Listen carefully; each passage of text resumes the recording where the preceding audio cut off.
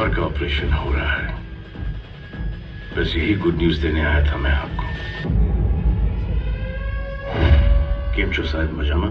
મને તમારાથી એક હેલ્પ જોઈતી હતી. એક ગાંડો માણસ છે, ઘણો સતાવે છે. એને જરા સીધો કરો પ્લીઝ.